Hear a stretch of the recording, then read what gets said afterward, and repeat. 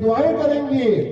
یہ اپنی بھی آخرت بنائیں گی، اپنے بچوں کی بھی آخرت بنائیں گی، اور آخرت آپ کی بھی بنائیں گی میرے بزرگوں، ورنہ آخرت بگاڑ کر کے رکھ دیں گی۔ آج آدمی جتنے بھی غلط قدم اٹھا رہا ہے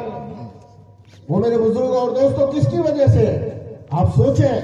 کوئی آدمی ناجائز کاروبار کر رہا ہے، دھوکہ دے کر کاروبار کر رہا ہے، سود اور بیاج پر کاروبار کر رہا ہے، صرف اپنے لیے کہ نہیں، اپنے لیے نہیں کرتا، اپنے بچوں کی شادیوں کے لیے کر رہا ہے،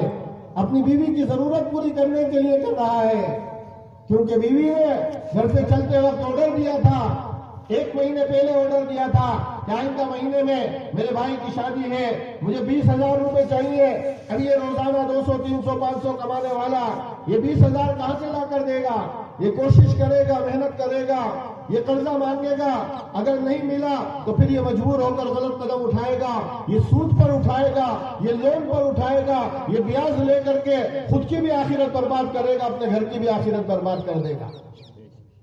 اور اگر ان کی زندگی میں دین ہوگا تو یہ چلتے وقت دروازے پر کہیں گی کہ اللہ کے لیے خالی ہاتھ واپس آ جانا، ہم روکی کھا سکتے ہیں، ہم سوکھی کھا سکتے ہیں، ہم فاقہ برداشت کر سکتے ہیں، لیکن حرام کا لقمہ ہمارے اندر جائے اور اس کی وجہ سے ہمارا جسم نشو و نما پائے، یہ ہمیں برداشت نہیں ہے۔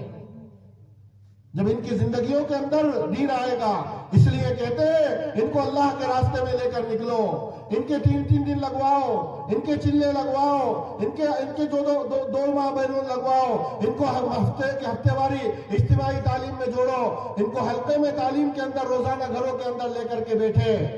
تاکہ آخرت کے اعتبار سے ان کے اندر فکریں آئیں، دین کے اعتبار سے فکریں آئیں۔ عورت کو اللہ نے استقامت دی ہے، یہ جس چیز پر اڑ جاتی ہے، چاہے اچھائی پر اڑے یا برائی پر اڑے، اس کو ٹھکانے لگا کر اور کنارے لگائے بغیر نہیں چھوڑتی۔ آپ دیکھیں حضرات انبیاء اکرام علیہم السلام، حضرت نوح علیہ السلام کی بیوی ہے، لوط علیہ السلام کی بیوی ہے، برائی پر جم گئی، اڑ گئی برائی پر، نہیں قبول کری شوہر کی بات کو،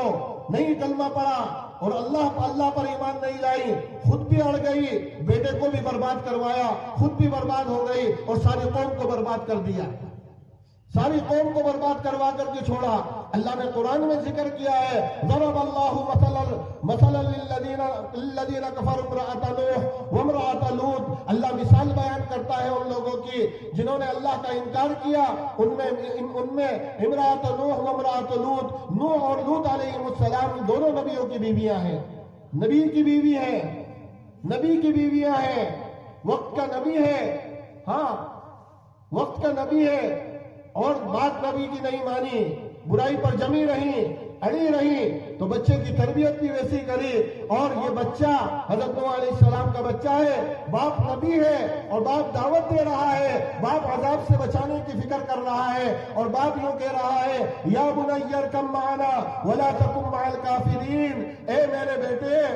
ہمارے ساتھ آ جاؤ، اللہ کے نافرمانوں کے ساتھ مت ہو، ہلاک ہو جاؤ گے، برباد ہو جاؤ گے۔ لیکن چونکہ ماں کی گود سے تربیت نہیں ہوئی تھی، ماں نے اللہ کو نہیں بتایا تھا، اللہ کی پہچان خود کو بھی حاصل نہیں تھی، اور بچے کو بھی نہیں بتایا کہ اللہ کون ہے، کیسی طاقت والا ہے، اللہ کون ہے، کیسی قدرت والا ہے، یہ نہیں بتایا، تو نتیجہ کیا ہوا میرے بزرگوں اور دوستوں،